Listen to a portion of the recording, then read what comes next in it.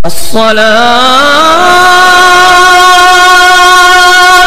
خير من النوم.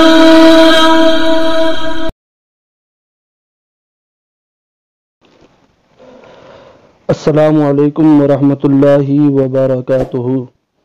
الصلاۃ والسلام علیک یا رسول اللہ، الصلاۃ والسلام علیک یا حبیب اللہ، الصلاۃ والسلام علیک یا خیر خلق اللہ صلی اللہ تعالی علیہ وسلم. سامعین محترم، آج کے اس ویڈیو میں آپ سے قرآن کریم و فرقان حمید کی کچھ دلچسپ حقائق شیئر کر رہا ہوں. امید ہے کہ آپ کو یہ ویڈیو بہت ہی زیادہ پسند آنے والا ہے. سامعین محترم، قرآن مجید فرقان حمید کا نزول 2 بار ہوا. ایک بارگی پورا قرآن لوح محفوظ سے آسمان دنیا کے بیت العزت یعنی بیت المعمور میں نازل کر دیا گیا. یہ نزول لیلۃ القدر میں ہوا. دوسری بار رسول کریم رؤوف الرحیم علیہ الصلاۃ والتسلیم پر تھوڑا تھوڑا حسب حال یا حسب ضرورت نازل ہوتا رہا تا ان کی 23 سال میں یہ نزول مکمل ہوا. حکیم الامت معین الملت حضرت مفتی احمد یار خان صاحب نعیمی علیہ الرحمہ اپنی مشہور زمانہ تصنیف لطیف اشرف التفاسیر المعروف بہ تفسیر نعیمی میں فرماتے ہیں کہ قرآن کریم کا نزول چند بار چند طریقے سے ہوا. اولاً لوح محفوظ سے آسمان دنیا کی طرف ایک بارگی نازل کر دیا گیا. یہ نزول ماہ رمضان کی شب قدر میں ہوا.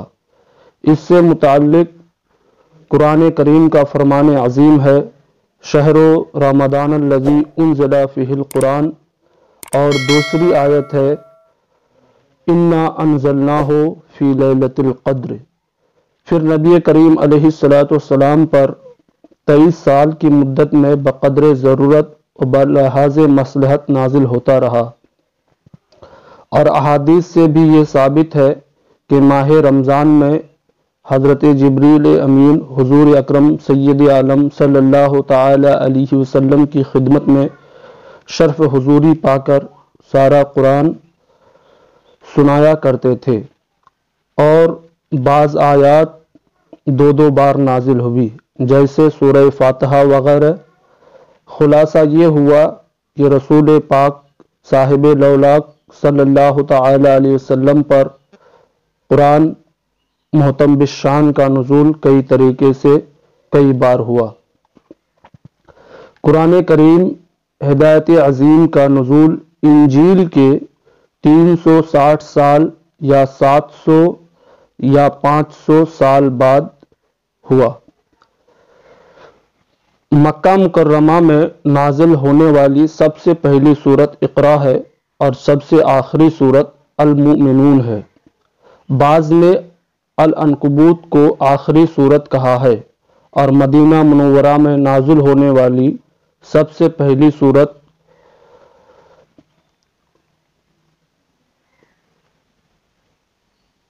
واللیل للمطففین ہے، اور آخری سورت سورہ برات ہے. ابن حجر نے اپنی کتاب شرح بخاری میں لکھا ہے کہ سورہ بقرہ پہلی سورت ہے جو مدینہ میں نازل ہوئی، اور تفسیر نصفی میں واقدی کی روایت ہے کہ پہلی سورت جو مدینہ میں نازل ہوئی وہ سورہ قدر ہے.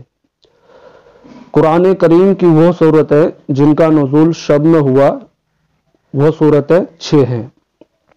سورہ انعام طبرانی میں ہے کہ حضرت ابن عباس رضی اللہ تعالی عنہما نے فرمایا یہ پوری صورت ایک بارگی شب میں بمقام مکہ مکرمہ اس طرح نازل ہوئی کہ 70,000 فرشتے اس کے ارد گرد بآواز بلند تسبیح و تقدیس بیان کر رہے تھے.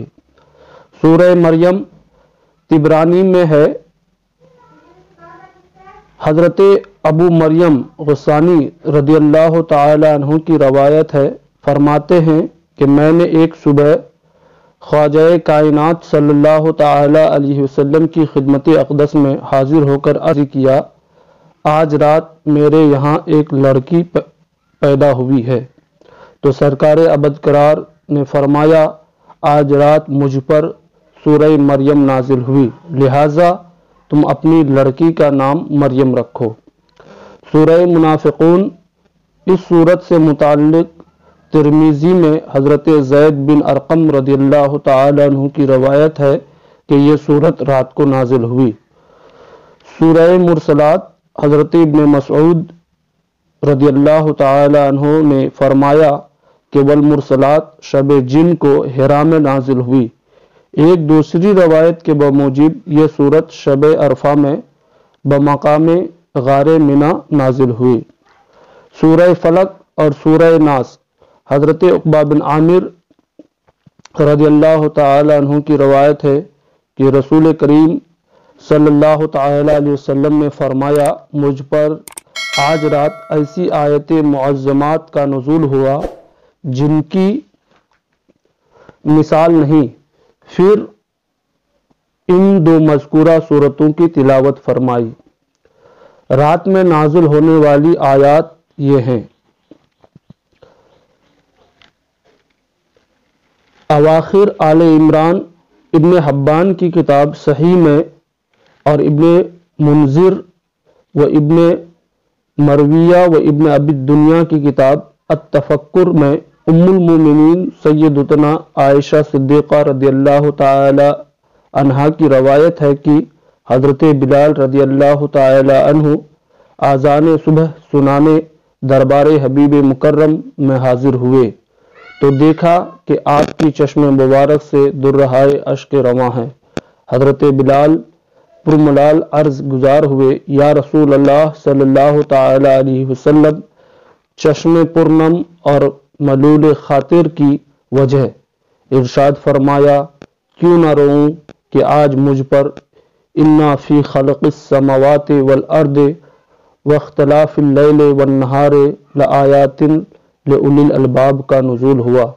پھر فرمایا، شامت و ہلاکت ہے اس شخص کے لیے جو اس آیت کو پڑھے اور صنعت خداوندی میں تفکر و تدبر نہ کرے۔